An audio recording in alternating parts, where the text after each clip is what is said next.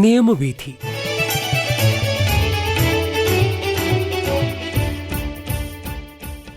പ്രിയ ശ്രോതാക്കളെ, ഇന്ന് നിയമവീഥിയിൽ നമ്മോടൊപ്പമുള്ളത് Devikulam excise inspector Shri Vishnu T ജിയാണ്. അദ്ദേഹത്തോട് എക്സൈസ് ഡിപ്പാർട്ട്മെൻറ്റ് നടത്തിക്കൊണ്ടിരിക്കുന്ന ലഹരിക്കെതിരായുള്ള പ്രവർത്തനങ്ങളെക്കുറിച്ച് ചോദിക്കാം. നമസ്കാരം സാർ. എന്തൊക്കെയാണ് സാർ എക്സൈസ് ഡിപ്പാർട്ട്മെൻറ്റ് ലഹരിക്കെതിരെ നടത്തുന്ന പ്രവർത്തനങ്ങൾ? നമസ്കാരം. നമ്മുടെ എക്സൈസ് ഡിപ്പാർട്ട്മെൻറ്റിനെ കുറിച്ച് പറയുകയാണെങ്കിൽ തല്ലലും തലോടലും ഒരുമിച്ച് കൊണ്ടുപോകുന്ന ഒരു ഡിപ്പാർട്ട്മെൻറ്റാണ്. പക്ഷേ നമുക്ക് ഒരു വശത്ത് നമ്മൾ കൂടി വരുന്ന ഈ ലഹരിക്കെതിരെ ശക്തമായിട്ടുള്ള എൻഫോഴ്സ്മെൻറ്റ് നടത്തുന്നുണ്ട്.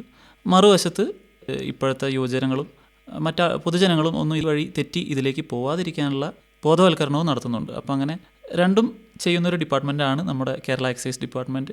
അപ്പോൾ ഒരുപാട് പദ്ധതികളും അതിനായിട്ട് ആവിഷ്കരിച്ചിട്ടുണ്ട്. ഇപ്പോൾ നമ്മുടെ ബോധവൽക്കരണ പദ്ധതിയുടെ പേര് വിമുക്തി എന്നാണ്. 2016 തുടങ്ങിയതാണ്. അപ്പോൾ ആ വിമുക്തിയുടെ കീഴിൽ ഒരുപാട് സബ് പദ്ധതികളും നമ്മൾ പഞ്ചായത്ത് തലത്തിലും അല്ലാതെ പൊതുജനങ്ങൾക്ക് നേരിട്ടും നമ്മുടെ സ്കൂളുകളിലും ഒക്കെ നടത്തുന്നുണ്ട്. ഇതോടൊപ്പം തന്നെ ഞാൻ നേരത്തെ പറഞ്ഞതുപോലെ തന്നെ ലഹരിക്കെതിരെ ശക്തമായ രീതിയിലുള്ള എൻഫോഴ്സ്മെൻറ്റ് പ്രവർത്തനങ്ങളും കേസെടുക്കലുകളും നടക്കുന്നുണ്ട്. ഇതെന്തുകൊണ്ടാവാം സാർ ഈ അടുത്ത കാലത്തായിട്ട് ലഹരി ഉപയോഗം ഇത്രമാത്രം യുവജനങ്ങളിൽ പ്രത്യേകമായിട്ടും കൂടി വരുന്നത്? അതിന് ഒരുപാട് കാരണങ്ങളുണ്ട്. അപ്പോൾ അതിൽ ഒന്ന് ലഭ്യതയാണ്. സുലഭമായിട്ട് കിട്ടുന്ന ഒരു അവസരം പണ്ട് ഇല്ലായിരുന്നു. ഇപ്പോൾ നമുക്ക് ടെക്നോളജിക്കൽ അഡ്വാൻസ്മെൻറ്റ്, നമ്മുടെ കുട്ടികളെല്ലാവരും ശരിക്കും ഭയങ്കര ബുദ്ധിയുള്ളവരാണ്. അപ്പോൾ ആ ഒരു ബുദ്ധി ശരിക്കും നല്ലൊരു ചാനലിലൂടെ പോയില്ലെങ്കിൽ ഇതുപോലെ അവർക്ക് വിരൽത്തുമ്പിൽ ഇത് കിട്ടുന്ന ഒരു അവസ്ഥ ഇപ്പോൾ ഉണ്ട്. അതൊരു കാരണമാണ്. പക്ഷേ പ്രധാന കാരണം ശരിക്കും നമ്മുടെ ഒരു ഫാമിലി സിസ്റ്റം ആണെന്നാണ് എൻ്റെ പേഴ്സണൽ അഭിപ്രായം. ഒരു സമയത്ത് നമ്മളെല്ലാവരും കൂട്ടുകുടുംബം ആയി കഴിഞ്ഞിരുന്ന ഒരു കാലം ഉണ്ടായിരുന്നു. ശരിക്കും സത്യം പറഞ്ഞു കഴിഞ്ഞാൽ ഒരു മിനി ജുഡീഷ്യൽ സിസ്റ്റമാണ് അതിൻ്റെ ഉള്ളിൽ നടക്കുന്നത്. അതിൻ്റെ ഉള്ളിൽ തന്നെ തീരും. ശിക്ഷിക്കാനും ആളുകൾ ഉണ്ടായിരുന്നു. പിന്നീട് പല എക്കണോമിക്കൽ കാരണങ്ങളാണ് കൂടുതലും. അതുകൊണ്ട് തന്നെ ഇത് അണുകുടുംബങ്ങളായി മാറി.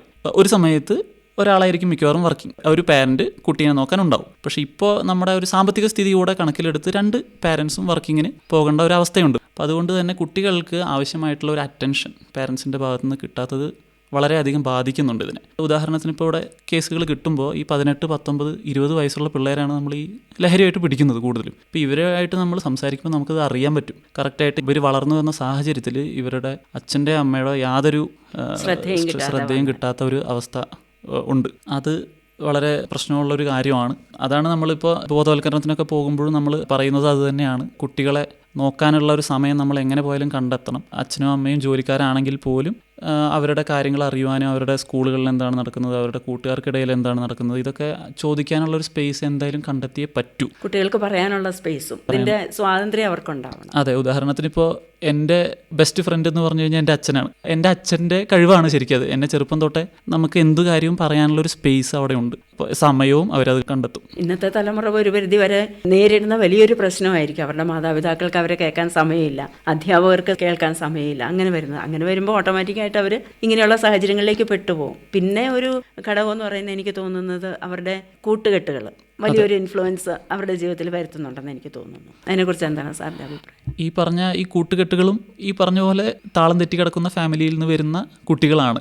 അപ്പം അതിലേക്ക് പെട്ടുപോകുന്ന നല്ല കുട്ടികളുണ്ടെങ്കിൽ ഈ പറഞ്ഞ പോലെ അവരും ഇതിലേക്ക് ഒന്ന് ട്രൈ ചെയ്യാൻ, കാരണം ഇവരുടെ പ്രായം അതാണല്ലോ. ഇപ്പോൾ ഒരു ടീനേജ് എന്ന് പറഞ്ഞു കഴിഞ്ഞാൽ അത്രയും എനർജി ഹൈ ആയിട്ട് നിൽക്കുന്ന ഒരു പ്രായമാണ്. എന്തും പരീക്ഷിക്കാനുള്ളൊരു എന്തും ട്രൈ ചെയ്യാമെന്ന് പറയുന്ന ഒരു അഡ്വഞ്ചറസ് ലൈഫ് ലീഡ് ചെയ്യാൻ ചെയ്യുന്ന ഒരാൾക്കാരാണ് അപ്പോൾ അവർ. അപ്പോൾ അവരെ പ്രത്യേകം ശ്രദ്ധിക്കേണ്ടത് വളരെ ആവശ്യമാണ് ഇപ്പോൾ സമൂഹത്തിന്. അതിന് നമുക്ക് എന്തെല്ലാം പ്രതിരോധ മാർഗങ്ങൾ മാതാപിതാക്കൾക്കാണെങ്കിലും സ്കൂളുകളിലൂടെയാണെങ്കിലും എന്തൊക്കെ തരത്തിലുള്ള ബോധവൽക്കരണം നമുക്ക് കൊടുക്കാൻ പറ്റും? അപ്പോൾ അതിൽ ഒന്നാമത് സ്കൂൾ തലത്തിലാണെങ്കിൽ നമുക്ക് ഈ പറഞ്ഞ പോലെ നമ്മൾ വിമുക്തി ക്ലാസ്സുകളിലൊക്കെ പറയുന്ന കാര്യമാണ്, ടീച്ചർമാർ ഒരു സുഹൃത്തുക്കളെ പോലെ പെരുമാറണം ഇവരോട്. അതായത് കണക്ക് ചെയ്യാത്തതിന് ശാസിക്കുന്നത് പോലെ തന്നെ അവരുടെ വീട്ടിൽ എന്തൊക്കെയാണ് നടക്കുന്നത്, അവർക്ക് എന്തെങ്കിലും ആവശ്യങ്ങളുണ്ടെങ്കിൽ അത് തുറന്ന് പറയാനുള്ള ഒരു സ്പേസ്, അവർക്ക് എന്തെങ്കിലും കുറ്റകൃത്യങ്ങൾ അല്ലെങ്കിൽ ഇതേപോലെ ഏതെങ്കിലും സ്ട്രേഞ്ചേഴ്സ് അവരോട് ഇന്നത് വന്ന് പറഞ്ഞു. അപ്പോൾ അതായത് ഇപ്പോൾ ഒരു സ്കൂളിൽ ഒരു അപരിചിതം വന്നിട്ട് ഒരാൾ മിഠായി കൊടുക്കുകയാണ്. അപ്പോൾ അതിലൊരു സസ്പീഷ്യസ് ആയിട്ടുള്ള ഇപ്പോൾ കഞ്ചാവ് മിഠായികൾ അങ്ങനെ ഇറങ്ങുന്നുണ്ട്. അപ്പോൾ അതൊക്കെ തുറന്ന് പറയാനുള്ള ഒരു സ്പേസ് അധ്യാപകർക്ക് ഇല്ലെങ്കിൽ ഈ പറഞ്ഞ പോലെ ചീത്ത കൂട്ടുകെട്ട് എന്ന് പറഞ്ഞല്ല, ചീത്ത കൂട്ടുകെട്ടുകളെ ആയി മാറും. ഞാൻ നേരത്തെ പറഞ്ഞ പോലെ ഇവരോട് ഇരുന്ന് സംസാരിച്ച് സംവദിച്ച് ഇവരുടെ ഒരു കൂട്ടുകാരനായി മാറാൻ ഇവർക്ക് പറ്റണം, പാരൻസിന് പറ്റണം. അതുപോലെ തന്നെ എനിക്ക് തോന്നുന്നു ഇവരുടെ കൂട്ടുകാരാരൊക്കെയാണെന്ന് മാതാപിതാക്കളും അറിഞ്ഞിരിക്കുന്നത് വലിയൊരു പരിധി വരെ നല്ലതാണ്. അതെ അതെ അതെ. ഇതുവരെ നമ്മോട് നിയമവീഥിയിൽ സംസാരിച്ചത് excise inspector Shri Vishnu T G. ഇതിൻ്റെ തുടർന്നുള്ള ഭാഗങ്ങൾ വരുന്നയാഴ്ചത്തെ നിയമവിധിയിൽ.